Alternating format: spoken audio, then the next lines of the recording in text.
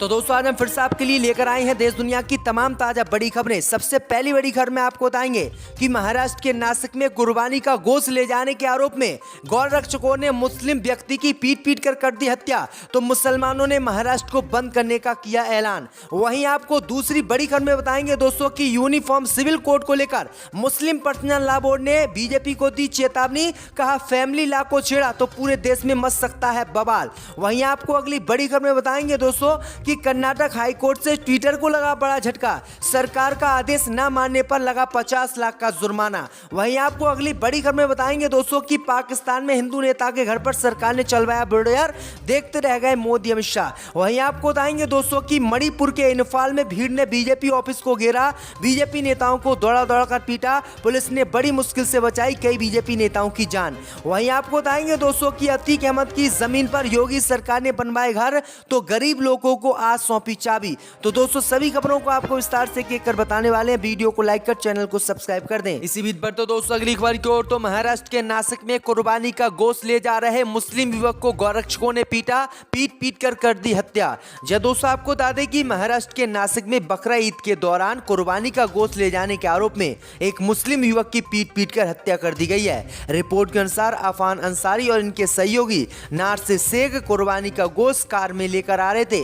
इसी दौरान कथित तौर पर गौरक्षकों ने उन्हें रोका और उनके साथ मारपीट की। वहीं आपको बता दें कि उनके साथ इतनी गौरक्षकों ने मारपीट की कि उनके पीट कर हत्या कर दी। वहीं आपको बता दें कि इन दोनों व्यक्तियों की पीट कर हत्या कर दी गई है। वहीं आपको बता दें कि जैसे ही इनकी हत्या की जानकारी पूरे प्रदेश में फैली तो मुसलमान काफी नाराज हुए। उन्होंने कहा कि अब तो कुर्बानी का गोश्त भी एक जगह से दूसरी जगह हमें नहीं ले जाने दिया जा रहा। तो ये बड़ी अपडेट आई दोस्तों कि महाराष्ट्र के नासिक में ये घटना सामने आई है और बकरा ईद के त्योहार पर किस तरह से हिंदूवादी संगठनों ने खुलेआम गुंडागर्दी दिखाई है। आपकी क्या राय इस घर पर हमें कमेंट में जरूर बताएं। इसी बीच पर तो दोस्तों अगली खबर की ओर तो पाकिस्तान में हिंदू नेता के घर पर सरकार ने चलवाया बुलडोजर, देखते रहे मोदी अमित शाह।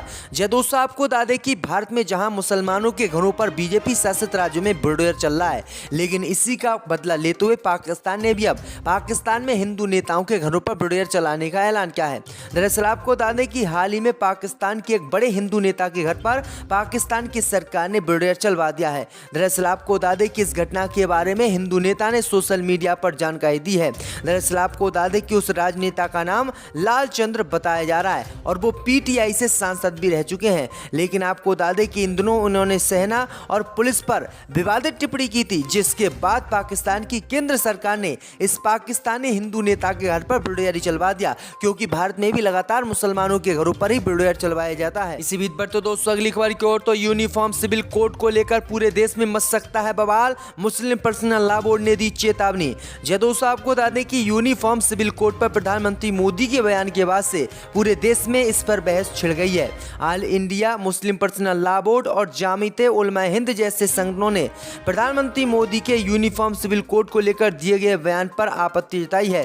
इस मामले में all India Muslim personal law board के सदस्य एवं प्रवक्ता डॉक्टर सैयद कासिम रसूल ने कहा कि ये फैमिली लॉ है। फैमिली लॉ लोग के दिलों से जुड़े मसले होते हैं, ऐसे में अगर कोई इसे छेड़ेगा तो फिर पूरे देश में बवाल मच जाएगा। उन्होंने कहा कि यूनिफॉर्म सिविल कोड को लेकर प्रधानमंत्री का बयान मिसलीडिंग और आपत्तिजनक है। प्रधानमंत्री कहते हैं कि एक देश में दो कानून नहीं चल सकते, फिर उसी में मुसलमानों को जोड़ देते हैं। उन्होंने कहा है कि साफ है कि मुसलमानों को टारगेट सिर्फ किया जा रहा है और अगर मोदी सरकार ने फैमिली लॉ को छेड़ा तो पूरे देश में मुसलमान विरोध करेंगे और इसे किसी भी कीमत पर स्वीकार नहीं करेंगे। इसी बीच पर तो दोस्तों अगली खबर की ओर तो कर्नाटक हाई कोर्ट से ट्विटर को लगा झटका, सरकार का आदेश न मानने पर लगा 50 लाख का जुर्माना।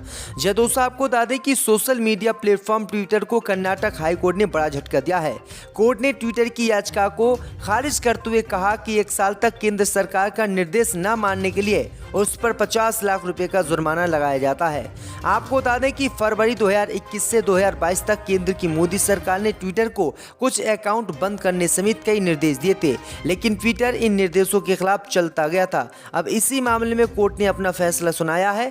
कोर्ट ने जो है ट्विटर को सरकार का आदेश न मानने पर 50 लाख रुपए का जुर्माना लगाया है और कहा है कि आगे अगर सरकार की बात नहीं माने तो आपको बैन भी कर दिया जाएगा। इसी बीच पर तो दोस्तों अगली खबर की ओर, तो मणिपुर के इंफॉल में भीड़ ने बीजेपी ऑफिस को घेरा, पुलिस ने छोड़े आंसू गैस के गोले।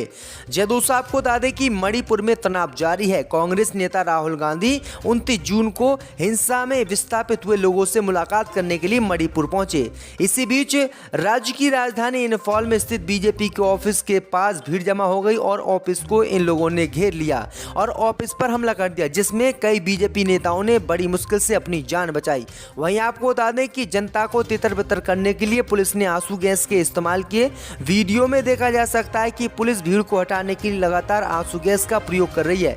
इसके बाद स्थिति फिलहाल नियंत्रण में है। वहीं आपको बता दें कि केंद्र की मोदी सरकार भी मणिपुर में हिंसा रोकने में नाकाम रही। तो ये बड़ी अपडेट आ रही दोस्तों। इसी बीच पर तो दोस्तों अगली खबर की ओर, तो अतीक अहमद की कब्जाई जमीन पर बनाए गए मोदी सरकार द्वारा फ्लैट सीएम योगी ने सौंपी चाबी। दोस्तों आपको बता दें कि उत्तर प्रदेश के मुख्यमंत्री योगी आदित्यनाथ शुक्रवार को प्रयागराज पहुंचे। इस दौरान सीएम योगी कई परियोजनाओं का लोकार्पण एवं शिलान्यास किए। इसके अलावा प्रधानमंत्री आवास के लाभार्थियों को घरों की चाबी भी सौंपी। दरअसल आपको बता दें कि लूकरगंज में अतीक अहमद ने लगभग 1731 वर्ग मीटर जमीन पर कब्जा किया हुआ था। इसकी शिकायत होने पर जांच हुई तो सरकार ने कड़ा रुख अपनाया। इसके बाद पहले जमीन को अतीक अहमद से योगी सरकार ने छीना, उसके बाद अतीक अहमद की जमीन पर ही योगी सरकार ने गरीब लोगों के लिए घर बनवा दिए और योगी आदित्यनाथ ने आज इन घरों को गरीब लोगों को सौंप दिया है। तो ये बड़ी अपडेट आई दोस्तों कि अतीक अहमद की जमीन पर घरों पर योगी सरकार ने जो है घर बनवा दिए। तो दोस्तों अगली खबर की ओर, तो संसद के मानसूनी सत्र में यूनिफॉर्म सिविल कोड लाने की तैयारी में मोदी सरकार। दोस्तों आपको बता दें कि 2024 के लोकसभा चुनाव से पहले केंद्र की मोदी सरकार समान नागरिक संहिता को लेकर बड़ा दांव खेलने जा रही है। सूत्रों के मुताबिक केंद्र सरकार आगामी मानसूनी सत्र में समान नागरिक संहिता का बिल संसद में पेश कर सकती है। सूत्रों के मुताबिक सरकार ने संसद के मानसूनी सत्र में समान नागरिक संहिता बिल लाने की तैयारी कर ली है।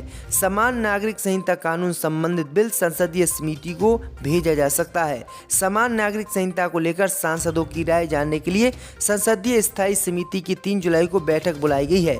इस मुद्दे पर विधि आयोग, कानूनी मामलों के विभाग और विधायिक विभाग के प्रतिनिधियों को भी बुलाया गया है। तो ये बड़ी अपडेट आई दोस्तों कि मोदी सरकार जल्दी यूनिफॉर्म सिविल कोड देश में लागू कर सकती है। इसी बीच पर तो दोस्तों अगली खबर की ओर, तो सैकड़ों भीम आर्मी और आजाद समाज पार्टी के कार्यकर्ताओं ने किया धरना प्रदर्शन।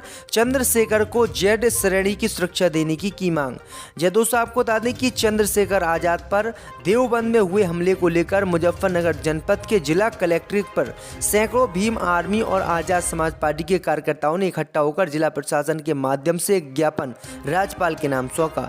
उन्होंने चंद्रशेखर आजाद को जैद श्रेणी की सुरक्षा उपलब्ध कराने की मांग की। इस दौरान आजाद समाज पार्टी के प्रदेश सचिव विकास मोडियान ने सरकार पर आरोप लगाते हुए कहा कि जानबूझकर सरकार ये चाहती है कि चंद्रशेखर की हत्या करा दी जाए। अगर इस मामले की सीबीआई जांच हो तो सच्चाई पता चलेगी। विकास मोडियान ने सरकार को चेतावनी देते हुए कहा कि अगर 2 दिन में इस घटना के आरोपी और मास्टरमाइंड की गिरफ्तारी नहीं हुई तो भारत पूरे उत्तर प्रदेश को जाम कर देंगे। इंसाफ किया उन्होंने, जहांगीर का उनका इंसाफ मशहूर है सब।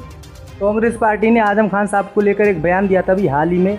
उन्होंने कहा था कि अगर आजम खान की पत्नी तंजीम फातिमा जी कांग्रेस पार्टी को ज्वाइन कर लें तो 1 महीने के अंदर अंदर हम जो है आजम खान साहब को जेल से बाहर निकाल देंगे। ये अमरोहा के संजय सिंह है, कांग्रेस पार्टी के नेता।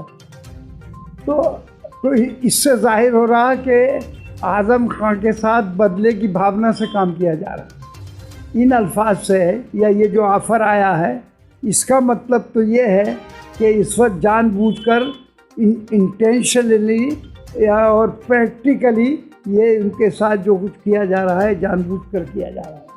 हाँ, आजम खान के लिए अब पार्टी क्या एक्शन लेगी चुनाव से पहले? भाई अखिलेश यादव और सारी पार्टी उनके साथ है। बेल भी मिल गई है उनके बेटे को, अब्दुल्ला आजम खान को, लेकिन अभी तक 3 हफ्ते का समय भी दिया था कोर्ट ने। क्योंकि कोर्ट का मामला है, हम कोर्ट में के मामले में आवाज़ तो उठा सकते हैं लेकिन फैसला उनके हाथ में है।